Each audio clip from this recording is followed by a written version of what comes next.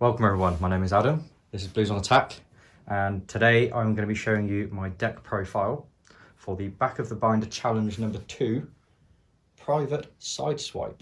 So here he is, the big man himself. We all know what he does by now, but we'll take a closer look. So he's 8 stars, 2, 11, 1 in alt mode. When you flip to this mode, this gets +2 till end of turn for each character in your KO area. Ooh! Oh yeah. Nick's here, by the way, people. Hello. So, forgot to introduce him. And then in bot mode, he's melee, and he's 4, 11, 1. When one of your other characters KO during your opponent's turn, untap this. You can make it work. A lot of people saying, oh, he's rubbish. You can make him work. No. You can. He's not rubbish. No, I'm saying he's not rubbish. Oh, he's not rubbish. So yeah, we'll go over characters first that I've set him up with, and then we'll take a look at the battle cards. So we'll start with the main guy, probably the guy that I want to live the longest out of the other characters. That's Private Stakeout. 3/5/0. This has stealth while untapped, but when you flip him, he has a really good tap ability. You tap him, scrap a white pip card from your hand, and I can flip one of my other characters to the other mode. So it works really well if I've got a Sideswipe in bot mode. It's just these two left. I can tap him, scrap a white, flip him to get the ability off.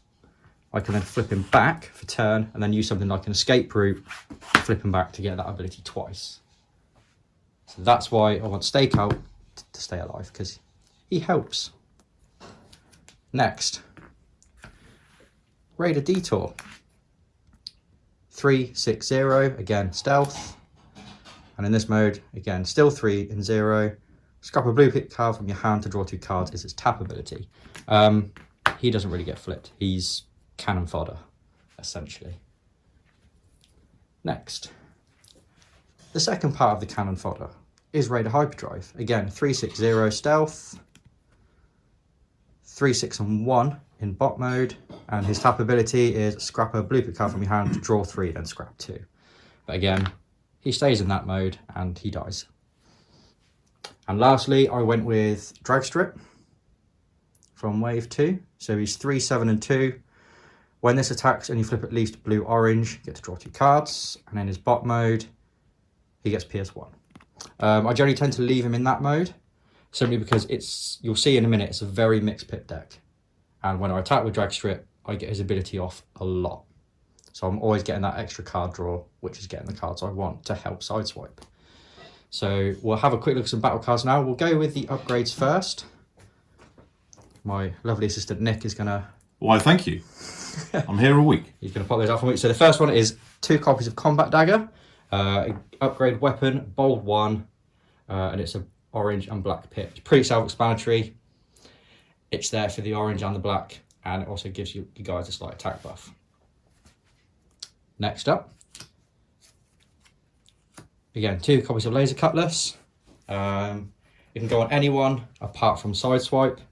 It's there just for that extra attack buff, and obviously the Pierce. Everyone loves Pierce right now, so that's why that's there.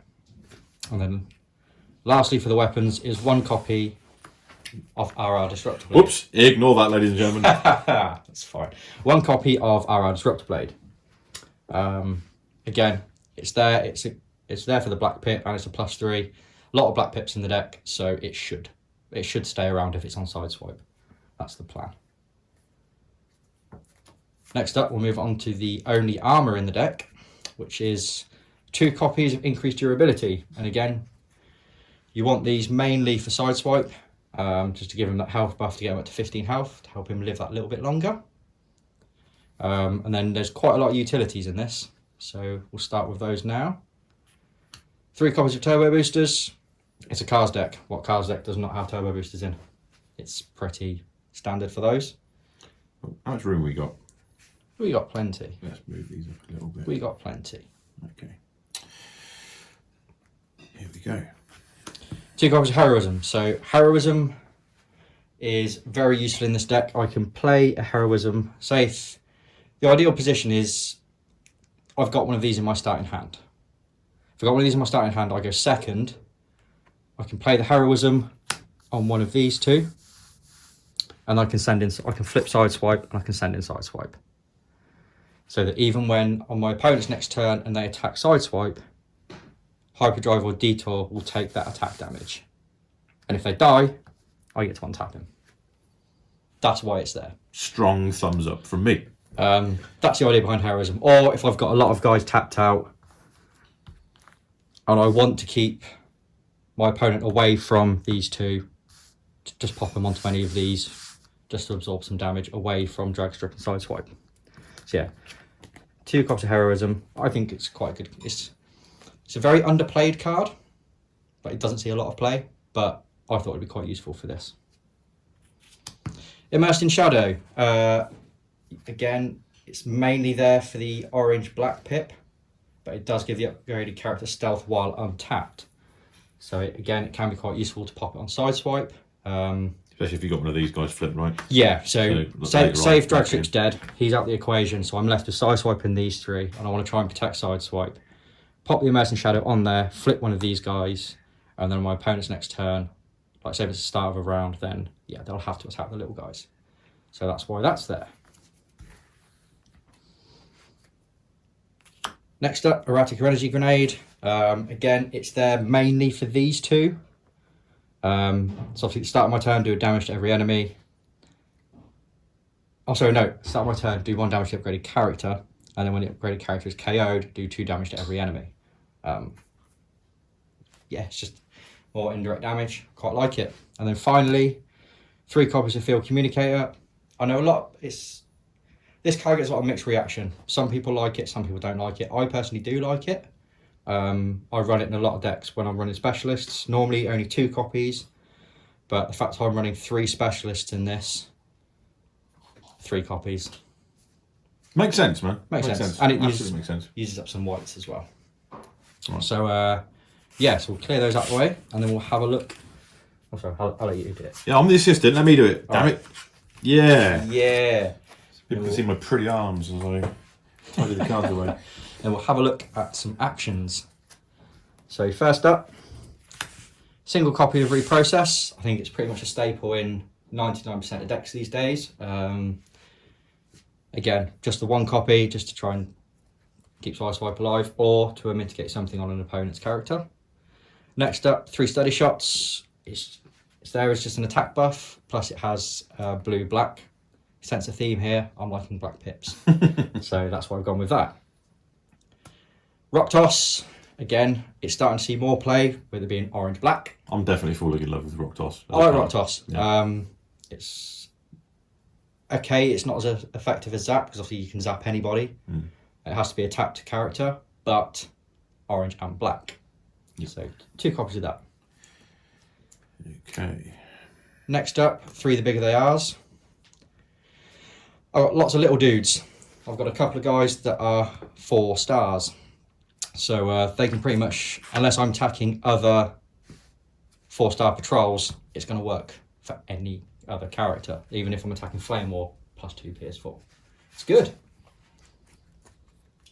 2 Calculated Strikes. Again, Black Pip, self-explanatory, +2 PS2, just for that extra attack buff, mainly for the little guys. Is there only 2 copies of Rollout? Yes. I must have changed it then. So I've got, I thought I had 3, but there's only 2. So yeah, 2 copies of Rollout. Again, it's very good. It's very good for flipping you guys if you need that extra flip to get Sideswipe's attack off.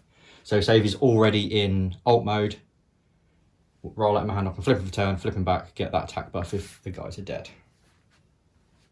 Escape route, pretty much the same as Rollout, but it's more accessible with the green pip.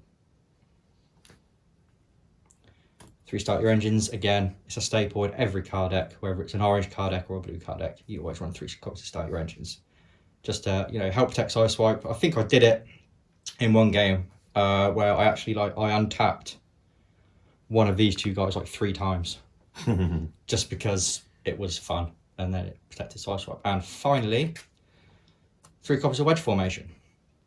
I can do all of it. It's there mainly for the orange-black. After your Wedge Formation, I've got ranged character in Dragstrip in bot mode, 3 specialists, and Sideswipe for the heal. Solid. That's basically it. And the main idea is obviously you want everyone dead, obviously mainly to buff Sideswipe. Ideally, as we said at the start, you want Stakeout alive last out of these, just so you can get that. Actually, I thought about using Showing Off, then I thought, I wonder if that's going to be like a really common idea in this theme, to use Showing Off just to keep flipping Sideswipe. Spoilers for what I might have. So I wanted to do something a little bit different. It might not be as reliable or as effective. Trying to do it my way with the Stakeout tap for the flip, then you flip back for turn, use an escape route or a roll up to flip them back again. Needs a little bit more setup, but it's jank. I know that's what I was aiming for. So, looking at Sideswipe here, if these guys are dead, you're flipping Sideswipe. +8. And he gets +8. That's a big attack boost, isn't it? Yes, it gives him a base of 10. Yeah, if you escape route him back, if you're escape routing him, you get him there, he's +8, so that's 12 attack. Yes. Yeah, that's nice. And like I say, if those 3 are dead and he's alive, Yeah. I can use his tap ability, flip Sideswipe to give him +6. Yeah. To put him at a base of 8. Yeah. I can then flip for turn. Yeah. I can then use a rollout or an escape route to flip him back. Yeah. To give him another +6. Yeah. So that puts him at 14 base. Yeah, that's pretty spicy. Obviously, that's my action played for the turn. You know, I don't run Brainstorm or anything, so I can't play something like Calculated Strike or whatever, or Steady Shot on top. But if I've got one of the few weapons in there on him, then if I've got the RR Disruptor Blade, that puts him at a base of 17. So. And any oranges you may flip. And any oranges I may flip. Yeah. Obviously. So yeah, that's the idea behind the jank. Again, cannon fodder, useful. So with it being a mixed pip deck, I do get his ability off quite a lot. Like I say, it's very good for the card draw, because there's no other card draw in this deck. Yeah, card draw's a thing. Card draw is a thing. It's very powerful. Well, he's got card draw. I suppose they have got card draw, but I never flip them. Yeah, that's fair. But in a pinch, you could do. In a pinch, they are there, but I want them to die quickly. So he's card draw as well. They're all card draw. Card draw. So that's it. I hope you enjoyed that, ladies and gentlemen. That is my deck profile for the back of the binder challenge number 2, private Sideswipe. Drop the votes in. Drop the votes in.